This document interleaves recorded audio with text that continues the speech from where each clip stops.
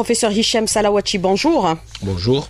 Alors, nous allons parler bien sûr de la recherche, de son importance aujourd'hui, de son apport dans le développement économique par rapport à toutes les actions qui sont engagées. Comment à l'avenir valoriser les produits de la recherche scientifique? Est-ce qu'on peut considérer aujourd'hui que l'entreprise s'approprie réellement les produits de la recherche, puisque c'est l'aspect qui avait été par le passé déploré par le professeur Hafid Aoura, qui est le directeur général de la recherche scientifique. Monsieur Salawachi.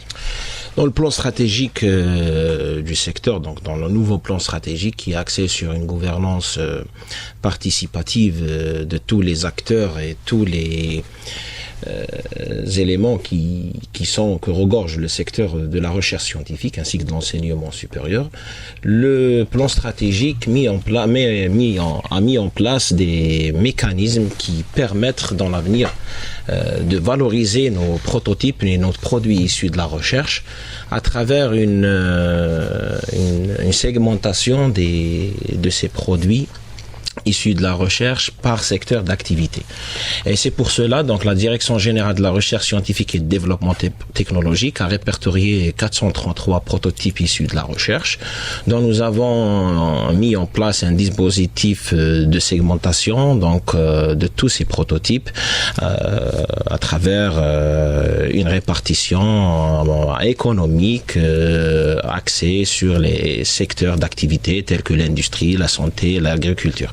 Secondo, c'est que si vous avez remarqué dans ce plan stratégique que plusieurs partenariats ont été mis en place par des consortiums, et je réitère, le consortium qui a été mis surtout dans la période de lutte contre la Covid entre notre secteur et le secteur de l'industrie, plus précisément entre la Direction générale de la recherche scientifique et le développement technologique et le GACU, ce qui a mené à valoriser quelques prototypes dans le secteur industriel. D'autres éléments que je pourrais vous donner, c'est une stratégie qui est basée sur l'excellence.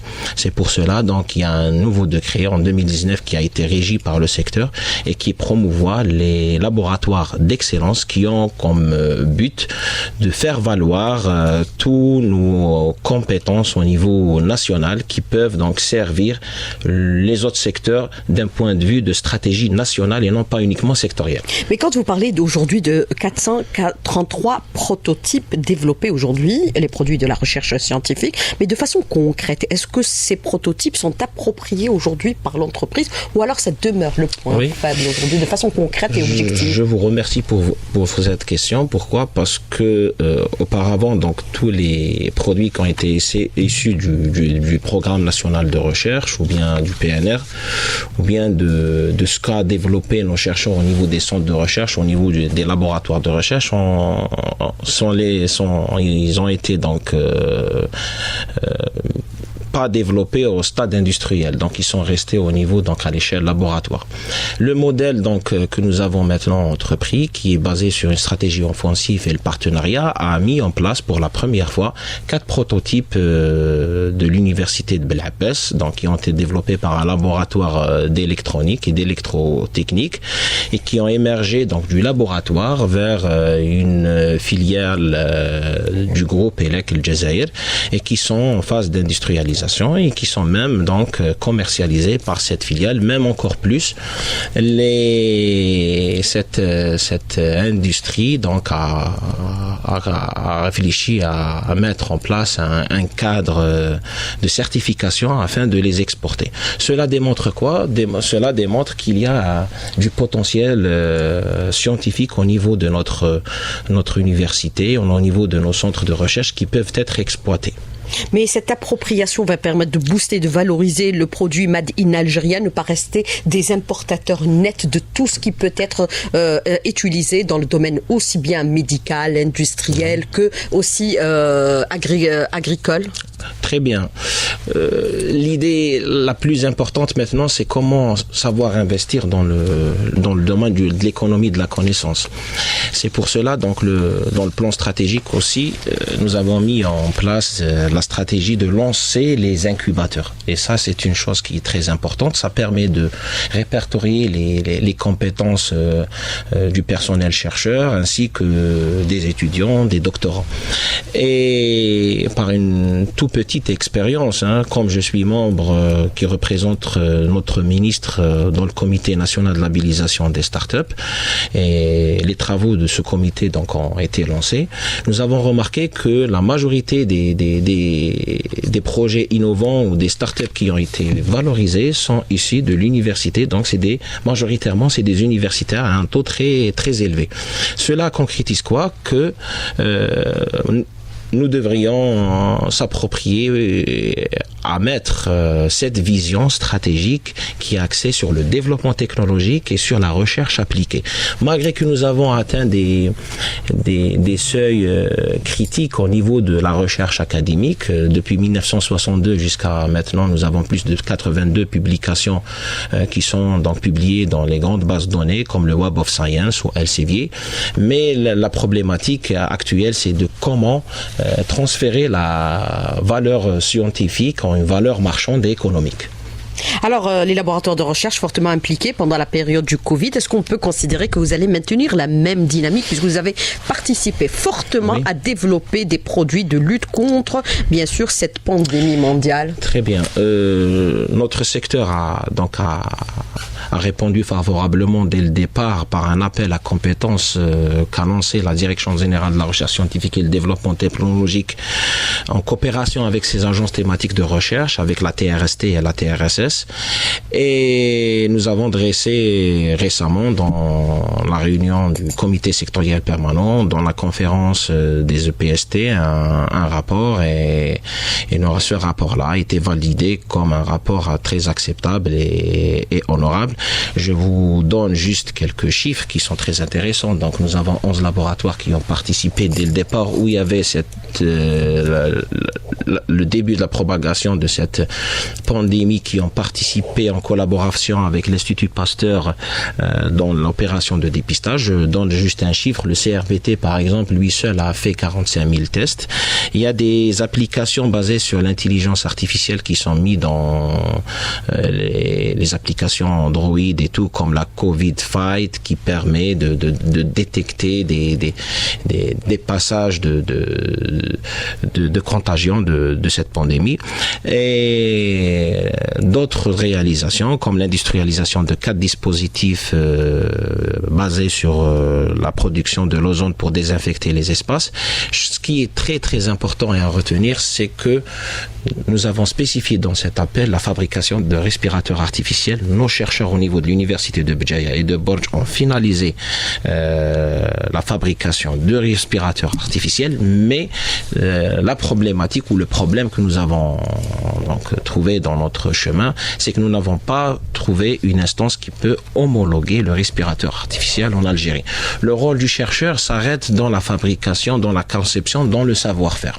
Dans les prototypes, découvertes de prototypes. Mais pour aller à le mettre, donc, ou bien de le certifier, donc c'est le rôle de d'autres acteurs. Et je pense que maintenant il y a l'amendement d'une nouvelle commission nationale d'homologation des produits qui seront mis dans le cadre du secteur de la santé et pharmaceutique. Et nous allons donc candidater à ce que notre prototype soit valorisé et soit donc homologué, et cela démontre que nous avons du potentiel, qu'il y a du savoir-faire en Algérie. Et bien sûr, le but c'est de le commercialiser également. Mais quand vous parlez aujourd'hui des 11 laboratoires fortement impliqués dans la lutte contre le Covid, qui ont permis un peu de découvrir ou de découvrir bien sûr des produits qui permettent de lutter contre bien sûr cette pandémie à travers plusieurs produits qui ont été mis à la disposition bien sûr de toutes les institutions, y compris l'université. Mais est-ce qu'on peut considérer qu'il va falloir valoriser encore davantage ces laboratoires pour aller vers des recherches beaucoup plus fines? Par exemple, éventuellement, un vaccin contre le Covid. Est-ce qu'on peut le faire? Ou on pourrait le faire à l'avenir? Je réitère, concernant l'accompagnement de la rentrée universitaire, seul le CRAPSE a mis 58 000 litres distribués sur les 109 établissements universitaires. Concernant votre question sur le vaccin, selon les spécialistes et praticiens en sciences médicales ou bien en biotechnologie ou biologistes, pour avoir un vaccin, pour pouvoir fabriquer un vaccin, il nous faut un laboratoire de type P4. Et nous devrions donc investir à l'avenir, surtout qu'il y a l'amendement de l'Agence nationale de la santé, pour avoir une vision stratégique qui rentre dans le cadre de la sécurité de la santé. Travailler ensemble. Qui est un objectif tracé par le gouvernement. Je pense que nous avons des compétences intellectuelles et scientifiques qui peuvent à l'avenir, si on leur donne les moyens de coopération surtout nationale et internationale, qui peuvent réaliser plusieurs bonnes choses sur le cadre scientifique.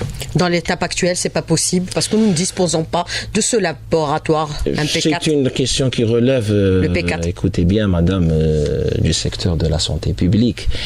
Et je parle de la recherche. Est-ce qu'on peut développer la recherche pour la découverte du vaccin? Il y a plusieurs publications qui démontrent que nous avons du potentiel. Mais par contre, je vous ai dit que pour développer fabriquer un vaccin, il nous faut un investissement énorme. Pour avoir un laboratoire. Même les Français se sont déclarés forfait parce qu'ils ne peuvent pas découvrir le vaccin contre le Covid.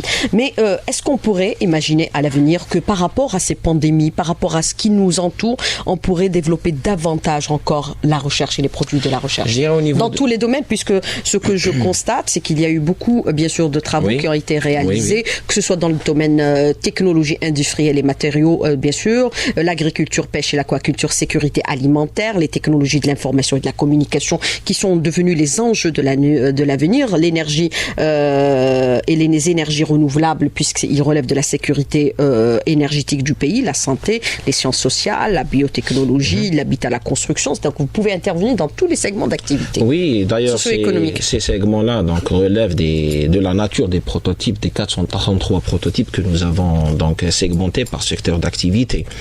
Le plan est le suivant. Donc le secteur, dans sa nouvelle vision, a mis en place cette année une chose qui est très importante et ne pas négliger et à prendre en évidence, c'est la publication de 4 livres blancs en recherche et innovation dans le secteur de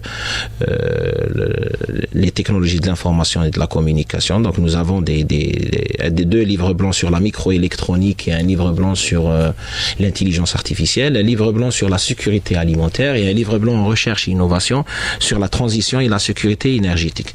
Du point de vue théorique. C'est pas uniquement théorique parce que nous avons associé tous les acteurs parties prenantes dans ce livre blanc. L'idée est de valoriser, de donner tout le potentiel que notre secteur regorge en matière de laboratoire de recherche, de centres de recherche, des projets qui ont été développés.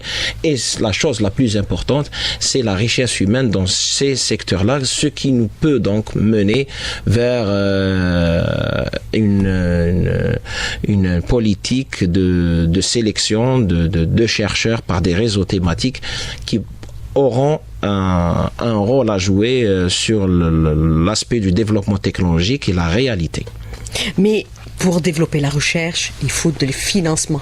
Oui. Beaucoup d'argent, énormément d'argent, puisqu'aujourd'hui, on est en train de voir la bataille entre les différents laboratoires pour découvrir le vaccin anti-Covid. On parle de milliards et de milliards de dollars qui ont été investis par les gouvernements pour aller vers la découverte de ce vaccin. C'est la course vers le vaccin. On parle de pratiquement de 770 milliards de dollars qui ont été investis dans des délais très brefs pour découvrir ce vaccin. Il faut de l'argent aujourd'hui, puisque nous savons que même, par exemple, le Fonds national de la recherche, le montant consommé est plafonné. Il ne doit pas excéder aujourd'hui les 25%.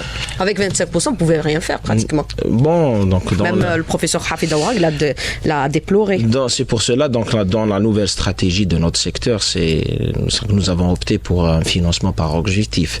Et secondo, donc nous avons choisi de faire une politique de choix d'excellence. C'est pour cela il y a de l'émergence de laboratoires d'excellence. Concernant donc le plafonnement, donc notre secteur fait partie du pays et nous savons très bien donc la traversée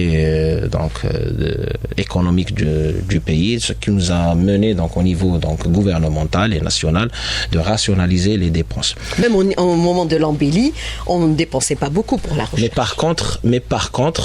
par contre, nous étions donc entrepreneurs et nous avons donc réservé une enveloppe pour lutter contre la Covid.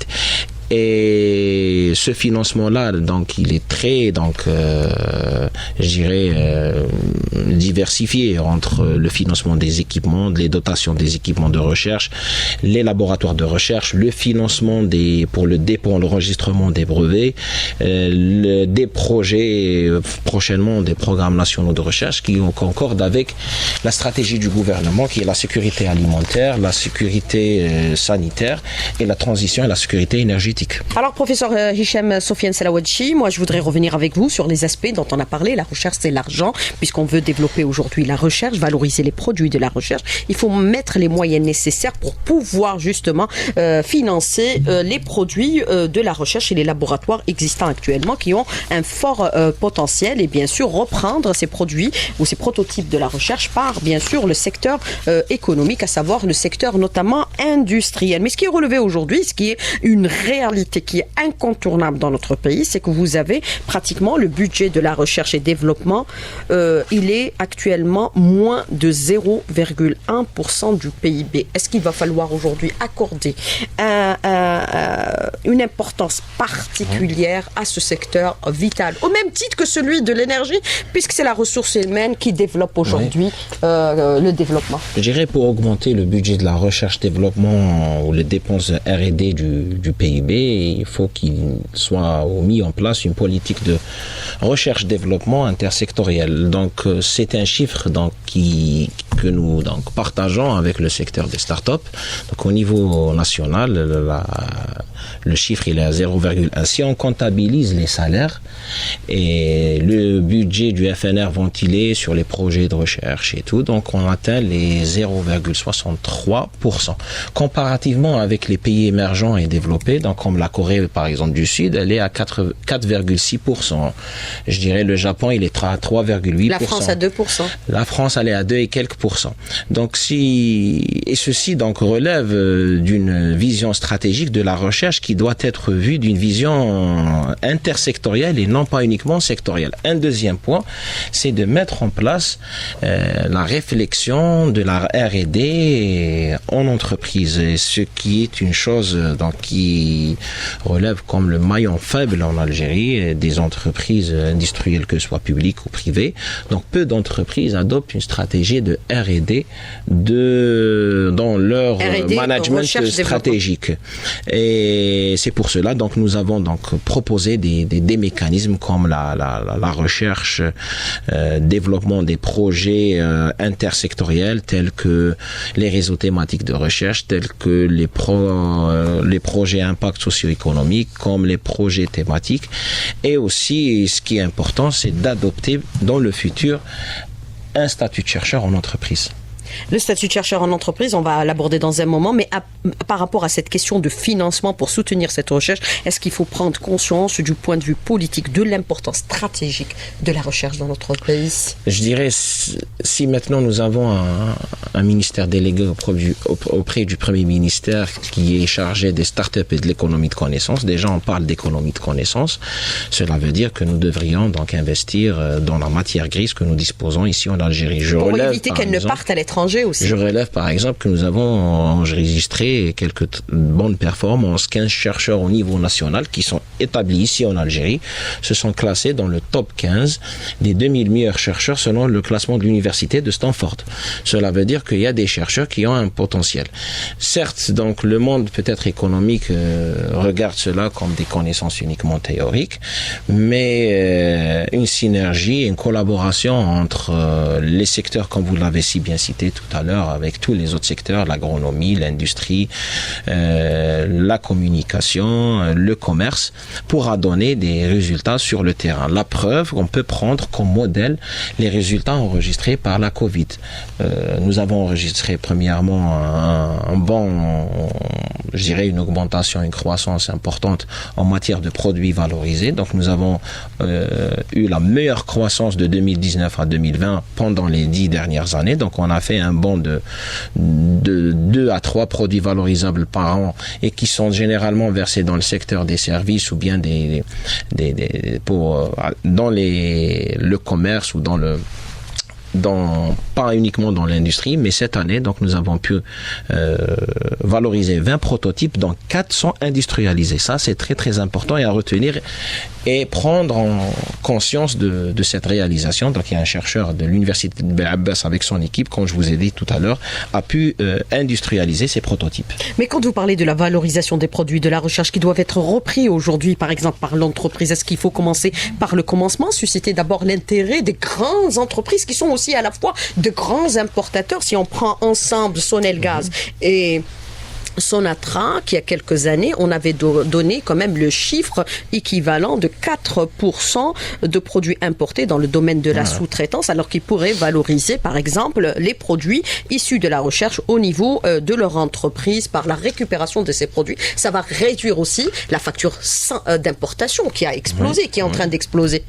Je dirais que le facteur humain est un facteur d'avantage comparatif qu'on doit exploiter. Comme je vous ai dit, donc tous les chiffres que nous avons au niveau de notre secteur en matière de potentiel scientifique humain dans différents secteurs, il reste à l'entreprise de prendre des choix stratégiques. N'oublions pas que l'entreprise est une entreprise à vocation économique.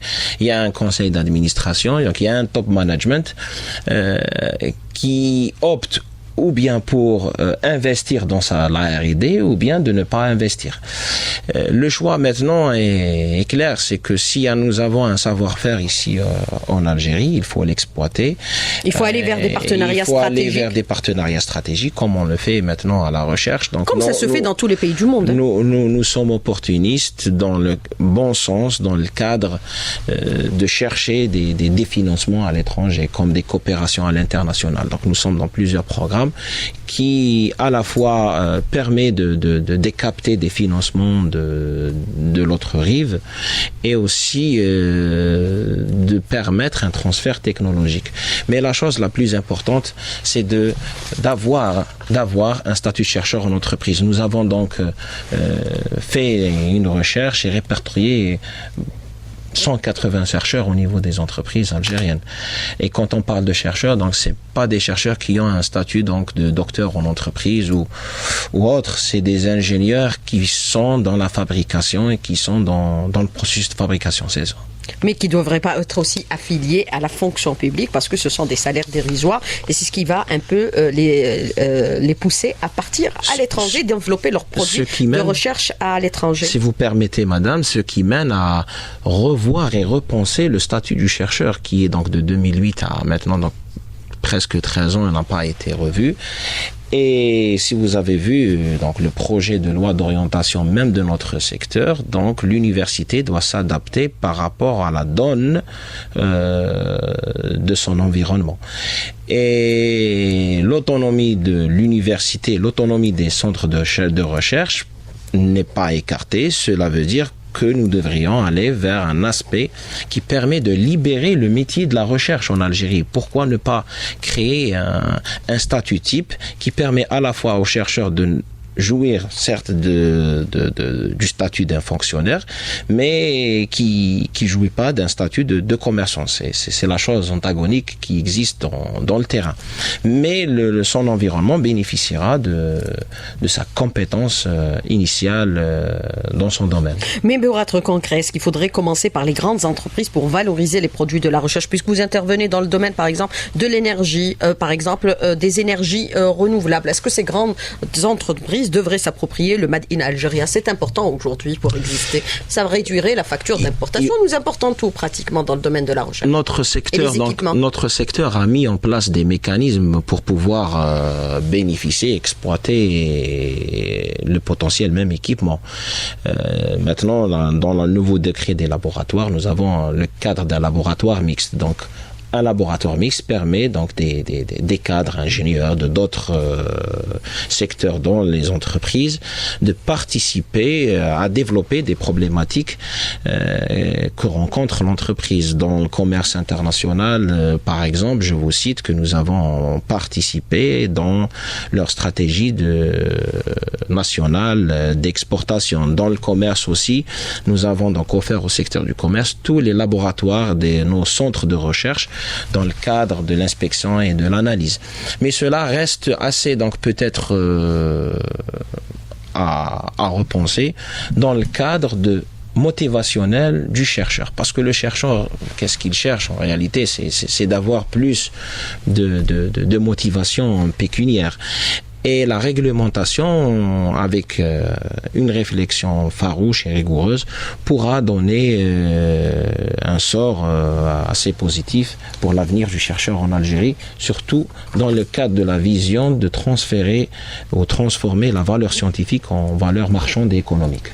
Et malheureusement, le secteur de la recherche est aussi conditionné par certaines règles économiques, comme par exemple le code des marchés publics. Je voudrais revenir avec vous, bien sûr, sur certains aspects. Nous avons vu, par exemple, pendant cette période de Covid, beaucoup de produits de recherche ont été, bien sûr, mis à contribution pour lutter contre le phénomène du Covid. Bien sûr, il y a eu une enveloppe un peu minime qui a été dégagée pour ce secteur. On le sait, c'est 300 millions de dinars, comparativement à certains pays qui ont mis beaucoup plus de financement. Est-ce qu'aujourd'hui, avec l'agence sanitaire, il va falloir un peu travailler étroitement pour valoriser les produits de recherche, puisque vous parlez des respirateurs artificiels qui ont été découverts par les chercheurs algériens. On est en train de les importer et supplier pour les avoir à l'international.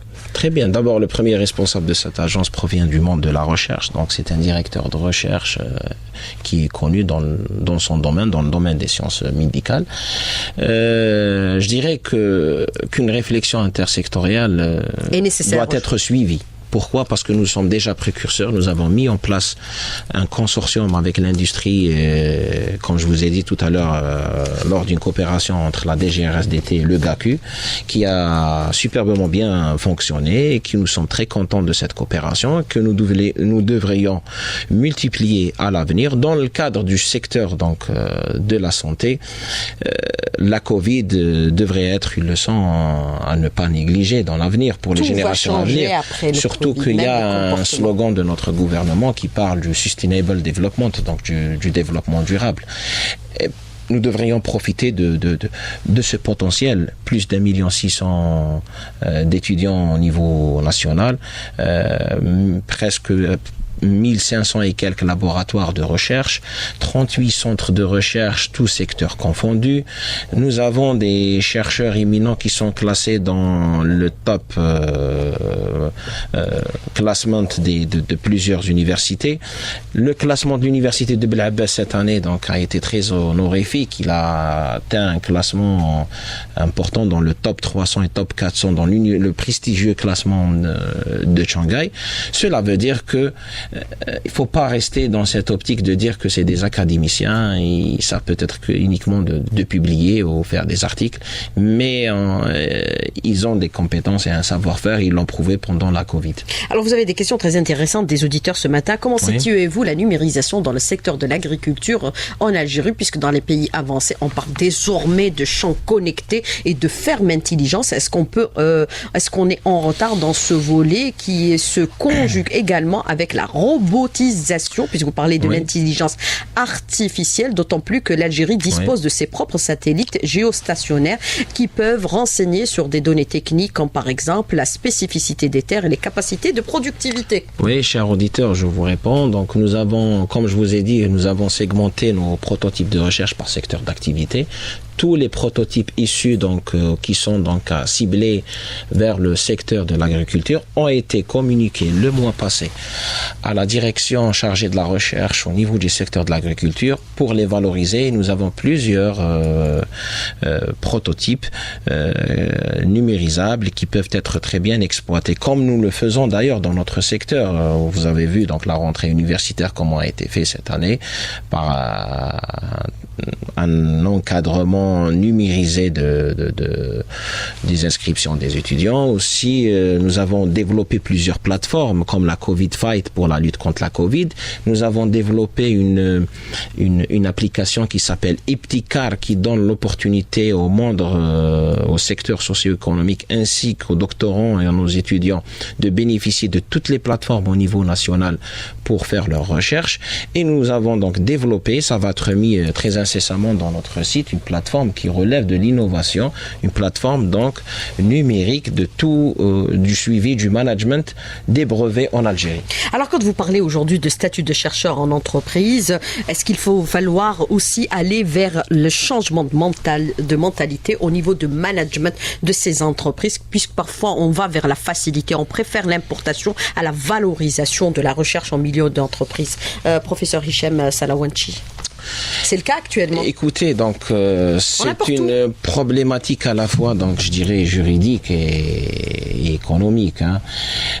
Le statut de l'université ou le statut du chercheur du centre de recherche prévoit qu'on peut créer des filiales. Donc il y a de la filialisation. Nous avons quelques filiales de type SARL ou SPA dans notre secteur, qui font de la R&D, qui donne en quelque sorte l'occasion pour le chercheur de pratiquer et d'exploiter ses connaissances dans le marché et bien sûr de bénéficier d'un apport pécunier et financier. Mais cela reste à avoir et à développer, de mettre sur la table un programme et un plan qui permet aux chercheurs, son métier ou bien au métier de chercheur d'être plus libéré, de donner une autonomie aux chercheurs. Cela se fait dans plusieurs pays dans le monde. Un chercheur, c'est pas un administrateur. Un chercheur peut veiller jusqu'à 4 heures du matin pour développer des solutions et la matinée venir à 10 heures. Donc c'est ça. Il faut avoir une réflexion. C'est pas un fonctionnaire. Réglementairement, c'est un fonctionnaire, mais sur le plan de son activité, c'est un chercheur. C'est le même principe qu'un journaliste. Alors, pour investir l'économie de la connaissance, il est impératif aujourd'hui de décréter une loi qui interdit l'exportation de produits bruts et mettre en place des lois de transformation avant toute exportation rentier ou primitif. Il faut des lois. Il faut impérativement des lois. Écoutez bien, dire comme ça, interdire, Madame Souhila, je dirais qu'en économie, en commerce, on ne peut pas parler d'interdiction, parce que d'abord notre modèle économique est un modèle d'économie rentière. Sur le plan exportation-importation, on est dans un cadre d'économie de commerce. Il est donc impératif. Oui, mais le commerce voudrait aussi qu'on gagne, puisque même vous avez le ministre de l'énergie qui déplore le fait qu'on exporte le produit brut pour l'importer, transformer. Pour répondre à cette question, il est important d'identifier notre potentiel qui permettra de créer un avantage concurrentiel qui favorisera l'exportation et réduire la facture d'importation.